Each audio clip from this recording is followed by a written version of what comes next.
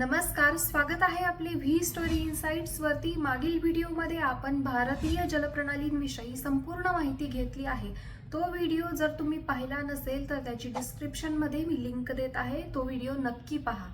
आज आपण सिंधू नदी प्रणालीविषयी संपूर्ण माहिती घेणार आहोत। चला तर मग सुरुवात करूया। सिंधू नदी प्रणाली।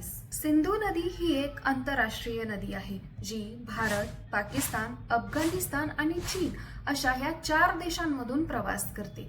तर भारत आणि पाकिस्तान मधील ही एक अत्यंत महत्त्वाची आणि प्राचीन नदी आहे आणि याच नदीच्या काठावर सिंधू संस्कृती विकसित झाली होती, म्हणजेच इंडस व्हॅली सिव्हिलायझेशन। सिंधू नदीचा उगम हिमालयातील तिबेट जवळील मानसरोवरानजीक असलेल्या बोखरचू हिमनदीपासून झालेला आहे।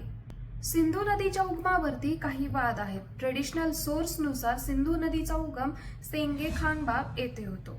सिंधू नदीचा उगम तिबेटमध्ये मानसरोवरानजीक जेथे होतो तेथून समुद्र सपाटीपासून त्याची उंची 5000 मीटर एवढी आहे। सिंधू नदीची एकूण लांबी पाहिली असता त्याची लांबी 3180 किलोमीटर एवढी होते आणि त्यातील 1114 किलोमीटर ही भारतातील लांबी आहे।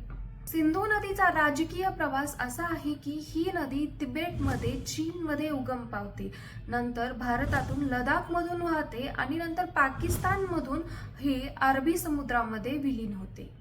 पुढे आपण सिंधू नदीच्या उपनद्या पाहणार आहोत। दक्षिणेकडून डावीकडून येऊन मिळणाऱ्या नद्यांमध्ये झेलम, चिनाब, रावी, बियाज, सतलज आणि झास्कर या नद्या डावीकडून मिळतात आणि उत्तरेकडून उजवीकडे मिळणाऱ्या नद्यांमध्ये शोक, गिलगिट, काबूल या नद्या आहेत।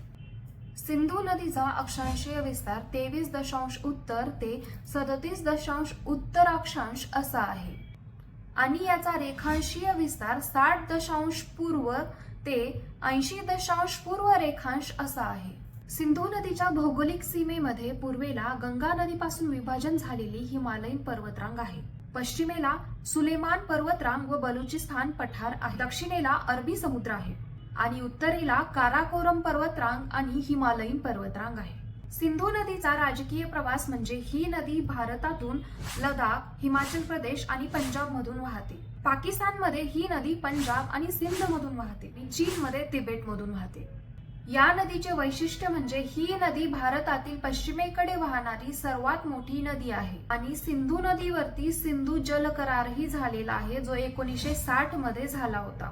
भारतामध्ये या नदीचा शेतीसाठी फारसा वापर होत नाही कारण ही खोल दऱ्यामधून जाते, पण पुढे पाकिस्तानमध्ये सिंधू नदीचा शेतीसाठी खूप मोठा उपयोग होतो। पुढे ही सिंधू नदी कराची जवळ जाते आणि तेथे अरबी समुद्राला जाऊन मिळते तेव्हा ती तेथे मोठा डेल्टा तयार करते। त्यामुळे हा डेल्टा शेती आणि जैवविविधतेसाठी मोठा महत्त्वाचा मानला जातो। सिंधू नदी ही फक्त भौगोलिक दृष्ट्याच महत्त्वाची नाही तर ती आर्थिक दृष्ट्या, सांस्कृतिक दृष्ट्याही महत्त्वाची आहे, कारण याच नदीच्या काठावरती जगातील पहिली मानवी संस्कृती वसली होती, जी इंडस व्हॅली सिव्हिलायझेशन आपण ज्याला म्हणतो।